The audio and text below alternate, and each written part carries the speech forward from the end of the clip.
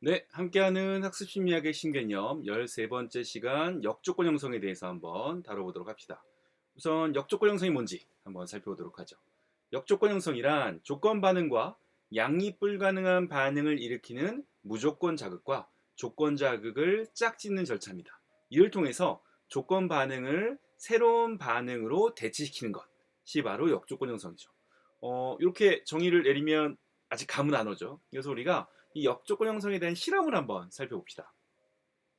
바로 리틀 피터 익스페리먼트. 좀 발음이 재수 없었죠. 자, 리틀 피터 실험입니다. 이 리틀 피터 실험은 바로 이제 메리 커버 존스라고 하는 심리학자에 의해서 진행된 실험이에요. 이 메리 커버 존스는 당시로서는 이제 흔치 않은 여성 심리학자입니다. 그리고 왓슨의 제자였다고 해요. 뭐 정확히는 이제 왓슨의 강의를 들었다가 좀 더 정확한 표현일 것 같기는 합니다만 어쨌든 이 왓슨의 강의에서 바로 이 리틀 알버트, 그죠? 리틀 알버트 실험을 듣고 반대로 이 메리 커버 존스는 고전적 조건 형성을 통해서 아이들의 두려움을 없애는 절차가 가능할지에 대해서 고민을 했다고 해요. 그래서 이를 바탕으로 이제 토끼 공포증이 있는 3살짜리 꼬마 피터를 대상으로 실험을 진행을 합니다. 뭐 미리 얘기하면 이 연구는 이제 당시로서는 어쨌든 획기적인 연구 결과였다고 해요. 어쨌든 고전적 조건 형성을 통해서 공포증을 없애는 절차를 한 거니까. 근데 이제 그 꼬마 알버트 실험에 비해서는 주목받지 못했고 또 심지어 약간 또 무시를 당했다고 해요. 이 꼬마 피터 실험, 리틀 피터 실험 같은 경우는 60년대가 돼서야 이 역조건 형성을 이용한 체계적 둔감화 기법을 개발한 조셉 울페에 의해서 연구가 이제 재발견되고 그 이후에 이 메리 커버 존스는 이제 행동 치료의 어머니라고 불립니다. 자, 그러면 우리가 이 메리 커버 존스의 리틀 피터 실험을 한번 자세히 한번 살펴봅시다. 자, 바로 꼬마 피터예요. 요즘 3살짜리 아이였는데 이 아이는 토끼를 보면 무서워하는 아이였다고 해요. 물론 이제 이 토끼 공포증이 어떻게 생겼는지에 대해서는 뭐 정확한 뭐 이유는 알지는 못합니다. 근데 이제 아마 우리가 이제 토끼 하면 무조건적인 공포가 일어나는 거 아닌 걸 알잖아요. 그러니까 아마도 뭔가 조건 형성에 의해서, 그죠? 고전적 조건 형성에 의해서 토끼에 대한 공포증이 형성이 됐겠죠. 자, 그리고 이 피터는 과자를 주면 좋아합니다. 그죠? 과자 우유를 주면 무조건 좋아해요. 즐거워하고 침을 질질 흘리겠죠? 자, 그러면 이 공포와 즐거움은 어때요? 양립이 불가능하죠. 그죠? 이 공포와 즐거움은 동시에 발생될 수 없습니다. 근데 또 이렇게 얘기하면 선생님 뭐야 그거 그 기차 뭐야 청룡열차 너무 나이가 나는 티가 나는데 어쨌든 그 무슨 열차에 롤러코스터 그죠? 그 롤러코스터 타면 막 무서우면서도 즐거운데 거기서의 무서움과는 다른 종류의 공포인 거죠 이거는 그죠? 그래서 어떤 약간 공포증이라는 것은 거의 이제 죽음에 관련된 공포 너무 무서운 거잖아요. 그러니까 이 공포와 즐거움 침을 흘리는 이 과정들은 양립이 불가능합니다. 즉 교감신경계와 부교감신경계는 동시 활동할 수 없잖아요. 그죠?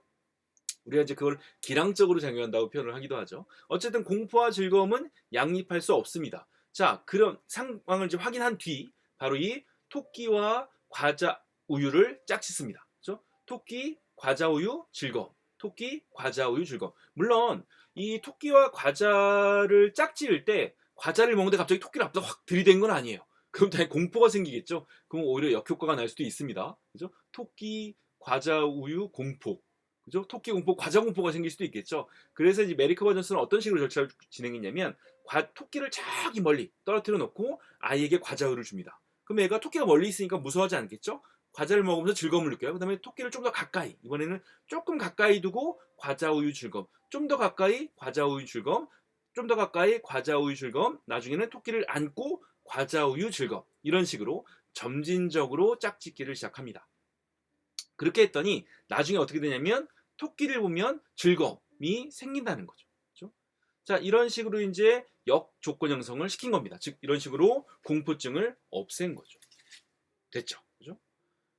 근데 아까도 얘기했듯이 이 메리 커버 존스는 당시로서는 그다지 주목받지는 못했다고 해요. 자, 그러면 이러한 역조건 형성을 메리 커버 존스만 연구했느냐? 그렇지 않습니다. 우리가 이제 고전적 조건 형성하면 수많은 연구를 실시했던 누구? 네, 바로 이 파블로프도 이 역조건 형성에 대한 실험을 진행했습니다. 그리고 그런 거에 대해 언급을 했었죠. 물론 이제 이 파블로프는 개를 가지고 했겠죠.